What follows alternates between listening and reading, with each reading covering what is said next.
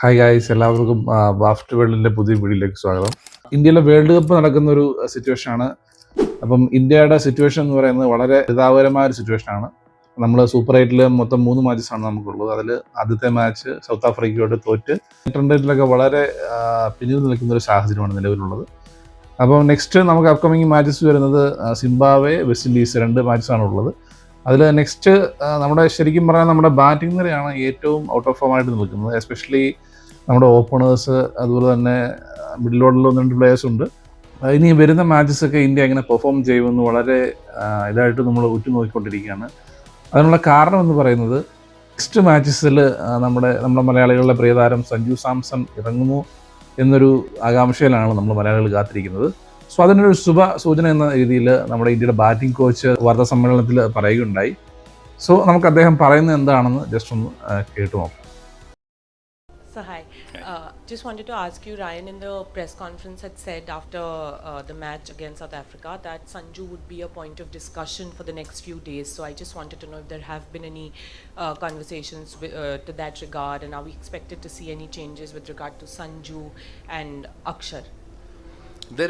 There can be changes, yes, and obviously it goes without saying that we discuss, because there are 2 lefty opening, number 3 is left-handed, and opposition's bowling off spinner. I personally don't think that there is any problem there also, but because we lost 3 games, we lost wicket in first over, obviously any team would think. So we are thinking, and we'll see how it, because we never decide the team too early, and obviously it's not fair to start telling your plannings also in so advance. But yes, there will be thoughts. So അദ്ദേഹം കൃത്യമായിട്ട് പറയുന്നുണ്ട്, അതായത് കളിക്കാനും കളിക്കാതിരിക്കാനും ഉള്ളൊരു chance ഉണ്ടെന്നാണ് അദ്ദേഹം പറഞ്ഞു വെക്കുന്നത്. എസ്പെഷ്യലി നമ്മളൊരു ലാസ്റ്റ് മാച്ച് തോറ്റു, അതുപോലെ തന്നെ നമ്മുടെ ഓപ്പണേഴ്സിൻ്റെ പെർഫോമൻസ് അത്ര കൺസിസ്റ്റൻ്റ് അല്ല, എസ്പെഷ്യലി അഭിഷേക് ശർമ്മയുടെ. സോ എന്തായാലും ഒരു ചാൻസസ് സഞ്ജു വരാനുള്ളൊരു ചാൻസ് നമ്മൾ എന്തായാലും കാണുന്നുണ്ട് അദ്ദേഹത്തിൻ്റെ വാക്കുകളിൽ നിന്ന് തന്നെ.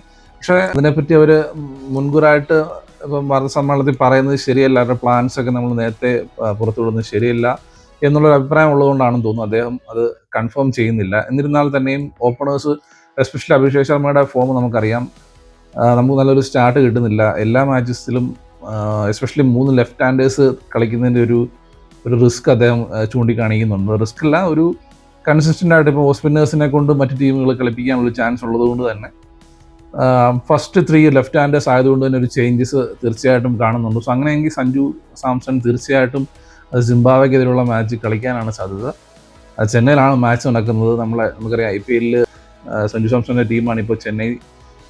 സോ സഞ്ജു കളിക്കാനുള്ളൊരു സാധ്യത തള്ളിക്കളയുന്നില്ല കോച്ച്. സോ നമ്മൾ മലയാളികളും വളരെ പ്രതീക്ഷയോടെ കാത്തിരിക്കുന്നു സഞ്ജു സാംസൺ കളിക്കുക. അതിനേക്കാൾ ഉപരി ഇന്ത്യൻ ടീം ഇനി വരുന്ന 2 മാച്ചസ് കണ്ടിന്യൂസ് ആയിട്ട്, നമുക്കറിയാം 2 മാച്ചസ് വളരെ നിർണായകമാണ്. സോ ആ 2 മാച്ചസ് മികച്ച റൺ റേറ്റിൽ വിജയിച്ചാൽ മാത്രമേ നമുക്ക് സെമി എന്ന കടമ്പ കടക്കാനായിട്ട് സാധിക്കൂ.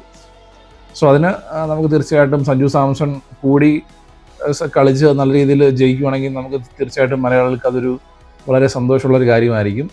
നമ്മൾ തീർച്ചയായിട്ടും നമ്മൾ ഫൈനലി പറയുകയാണെങ്കിൽ ഇന്ത്യ ജയിക്കാനാണ് പ്രാർത്ഥിക്കുന്നത്. സോ അതിൽ നമ്മളൊരു സഞ്ജു സാംസണിൻ്റെ പാർട്ടായി നല്ലൊരു രീതിയിൽ അദ്ദേഹത്തിന് കളിക്കാൻ സാധിക്കുകയാണെങ്കിൽ നമ്മൾ കൂടുതൽ ഹാപ്പി ആയിരിക്കും. സോ എന്തായാലും നമ്മൾ പ്രതീക്ഷിക്കുന്നു ഈ ഒരു വിജയത്തിൽ നിർണായക പങ്ക് വഹിച്ച് ഇന്ത്യ സെമിയിലും കടന്ന് കപ്പടിക്കാനായിട്ടുള്ള ഒരു പ്രതീക്ഷയോടുകൂടി നമ്മൾ ഈ വീഡിയോ ഇവിടെ കൊണ്ട് അവസാനിപ്പിക്കുകയാണ്.